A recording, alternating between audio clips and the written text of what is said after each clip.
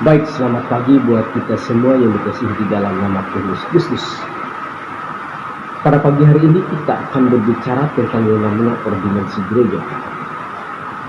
Ordinansi gereja atau perintah Tuhan yang dilakukan oleh setiap jemaat lokal di zaman Perjanjian Baru. Ordinansi gereja atau perintah Tuhan yang harus dilakukan di setiap jemaat lokal di zaman Perjanjian Baru. Saudaraku yang dikasihi di dalam nama Tuhan Yesus Kristus, kalau kita melihat di Alkitab, ordinansi yang harus dilakukan itu hanya tercatat oleh Alkitab memberitahukan kepada kita hanya dua saja.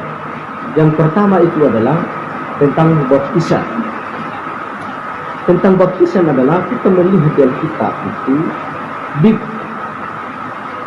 diperuntukkan kepada orang yang sudah dewasa, yang sudah bisa membedakan mana yang baik, mana yang salah.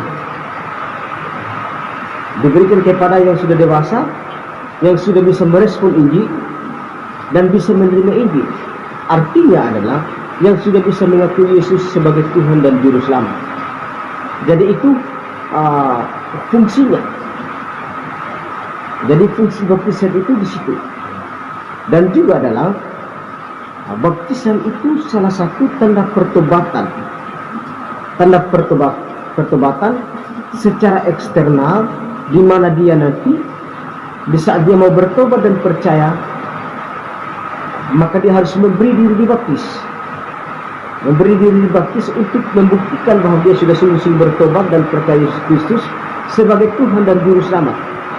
Sehingga nanti jemaat bisa melihat bahwa orang ini sudah sungguh-sungguh bertobat dan percaya.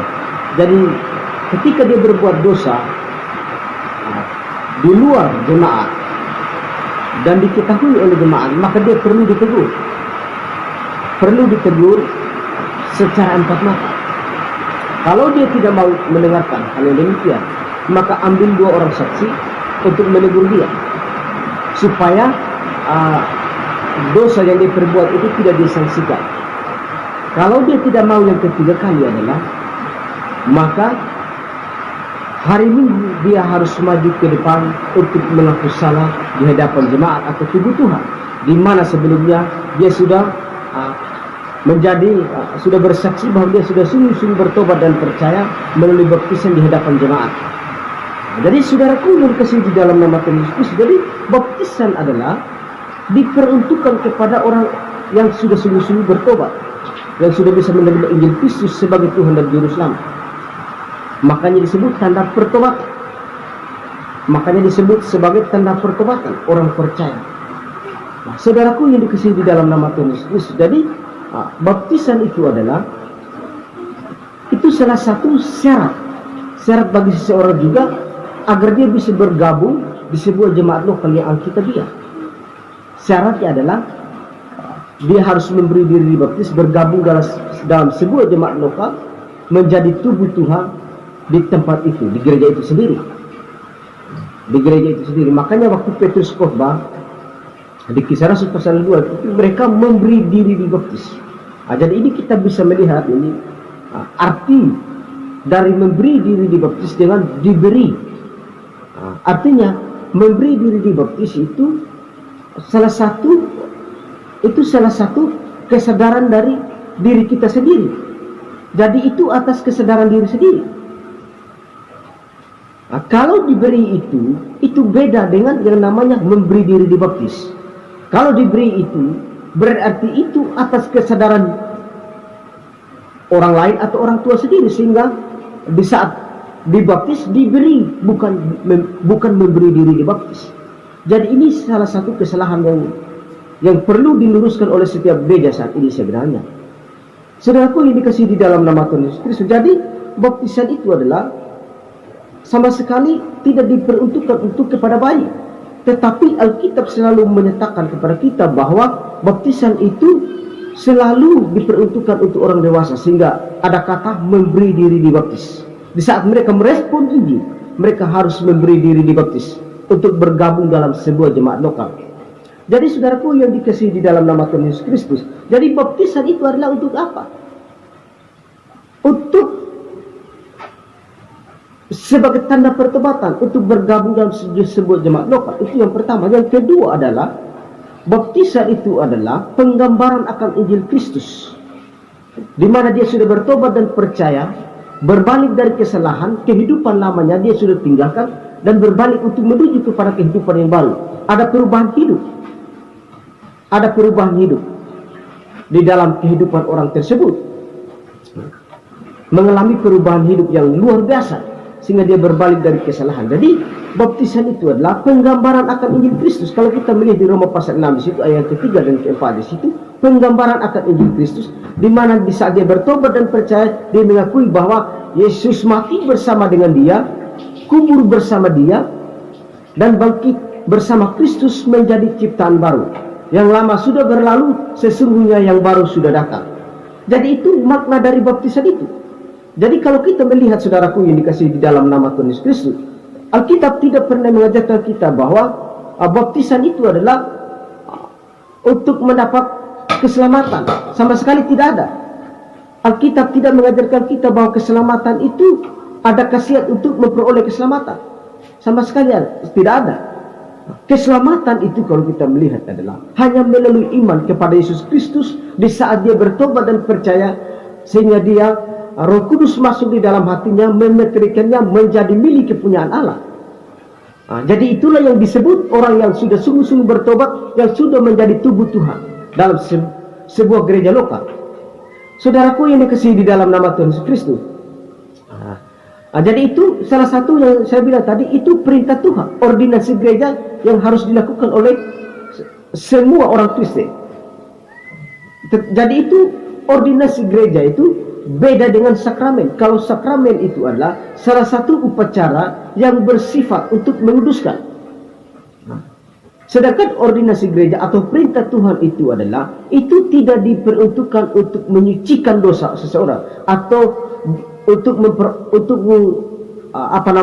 memperoleh keselamatan. Itu tidak. Keselamatan itu sekali lagi saya tegaskan adalah itu hanya bisa diperoleh hanya melalui bertobat dan percaya kepada Yesus Kristus sebagai Tuhan dan Juru Selamat. Itu yang pertama. Dan yang kedua adalah ordinasi gereja yang perlu jemaat perjanjian baru yang harus dilakukan adalah itu perjamuan Tuhan. Perjamuan Tuhan itu kalau kita melihat di 1 Korintus pasal yang ke-11, di sini saya baca untuk Bapak Ibu di sini ayat 24. Ayat 24 di sini saya baca di sini. Dan sesudah itu ia mengucap syukur atasnya, ia memecah-mecahkannya dan berkata, inilah tubuhku yang diserahkan bagi kamu, perbuatlah ini menjadi peringatan akan aku. Demikianlah juga ia mengambil cawan sesudah makan lalu berkata, cawan ini adalah perjanjian baru yang dimeteraikan oleh darahku, perbuatlah ini setiap kali kamu meminumnya menjadi peringatan akan aku. Jadi saudaraku yang dikasihi di dalam nama Tuhan Yesus Kristus, salah satu kesesatan dalam sebuah gereja, mereka mengubah terminologi yang dicatat Alkitab menjadi terminologi sehingga mereka menyebutkan yang namanya perjamuan kudus. Bukan, tetapi yang Alkitab katakan kepada kita adalah terminologi yang benar adalah perjamuan Tuhan, yang sifatnya adalah roti itu adalah dimakan oleh murid-murid waktu itu adalah perbuatan itu menjadi peringatan akan tubuh Tuhan yang akan diserahkan. Sedangkan cawan itu adalah menggambarkan akan darah Yesus yang akan tercurah di atas kayu salib. Jadi itu perbuatlah itu untuk menjadi peringatan akan Yesus Kristus. Dengan itulah kalian murid-murid waktu itu bisa memberitakan Injil Kristus kepada semua orang. Dan juga sampai saat ini kepada kita, diperuntukkan untuk kita semua, di mana kita bisa bersaksi, bisa memberitakan Injil Kristus, di mana dia sudah mati di atas kayu salib, tubuhnya dicabik, dan darahnya tercurah bagi dosa umat manusia yang berdosa. Saudaraku yang dikasihi di dalam nama Tuhan Yesus Kristus. Jadi perjamuan Tuhan juga itu sama sekali tidak diperuntukkan untuk masuk surga, tetapi perjamuan Tuhan adalah hanyalah untuk memperingatkan akan tubuh Tuhan dan memperingatkan akan darah Yesus Kristus. Dan sama sekali tidak ada yang namanya diperuntukkan untuk kita memperoleh yang namanya keselamatan atau menyucikan dosa. Sekalipun gereja saat ini banyak hal yang mereka melakukan, mengubah firman Tuhan menjadi kepentingan pribadi mereka sendiri. Saudaraku yang dikasihi di dalam nama Tuhan Yesus Kristus. Jadi pertanyaan yang berikutnya adalah, lalu pertanyaannya adalah bagaimana perjamuan Tuhan ini diperuntukkan untuk siapa? Saya katakan tidak diperuntukkan untuk orang-orang yang belum bertobat dan percaya. Perjamuan Tuhan adalah diperuntukkan kepada orang-orang yang sudah sungguh-sungguh bertobat dan percaya, terutamanya kepada jemaat lokal yang sudah bergabung dalam sebuah jemaat lokal. Mereka lah itu yang layak mengambil perjamuan Tuhan. Yang belum mengakui tubuh Tuhan, mereka tidak bisa mengambil bagian dalam perjamuan Tuhan, sebab mereka belum bertobat dan percaya kepada Yesus Kristus sebagai Tuhan dan Juru Selamat. Oleh sebab itulah, makanya di 1 Korintus 11 di sini ada orang jemaat di Korintus yang sakit, bahkan yang meninggal. Kenapa? Karena mereka mengambil perjamuan Tuhan tanpa mereka menguji diri mereka sendiri, saya sudah layak atau tidak. Ternyata mereka di sini ada yang tidak layak, ada karena mereka mengambil karena lapar dan lain sebagainya. Mereka belum bertobat sungguh-sungguh, mereka sudah mengambil bagian dalam perjamuan Tuhan, sehingga ada hukuman buat mereka. Mereka berdosa atas tubuh Tuhan atau jemaat dan juga terhadap Tuhan. Saudaraku yang dikasihi di dalam nama Tuhan Yesus Kristus. Jadi sebelum kita mengambil perjamuan Tuhan, maka kita perlu menguji diri kita dulu sendiri. Saya sudah bertobat sungguh-sungguh atau tidak? Kalau belum bertobat, maka itu belum layak. Kalau kamu memaksa diri, kalau Anda memaksa diri Anda untuk mengambil perjamuan Tuhan tanpa bertobat dengan sungguh-sungguh, maka itu Anda akan menerima hukuman dari Tuhan. Seperti jemaat 1 Korintus ini, ada yang sakit, bahkan ada yang meninggal. Jadi kita melihat di sini, ternyata dosa itu, sakit itu bisa juga disebabkan karena kita berbuat dosa terhadap perintah Tuhan, dan juga bisa karena yang lain-lain. Saudaraku, jadi yang kita bahas pada pagi hari ini adalah perjamuan Tuhan dengan baptisan. Ini dua perintah Tuhan atau dua ordinansi gereja yang harus dilakukan di setiap jemaat lokal. Ingat saudaraku, perintah Tuhan bukan sakramen. Perintah Tuhan itu beda dengan sakramen. Kalau sakramen itu salah satu upacara yang bersifat menguduskan, sedangkan perintah Tuhan tidak. Demikian firman Tuhan yang saya sampaikan pada pagi hari ini. Semoga diberkati. Saya Markus Roy. Saya mengucapkan selamat pagi. Maranatha.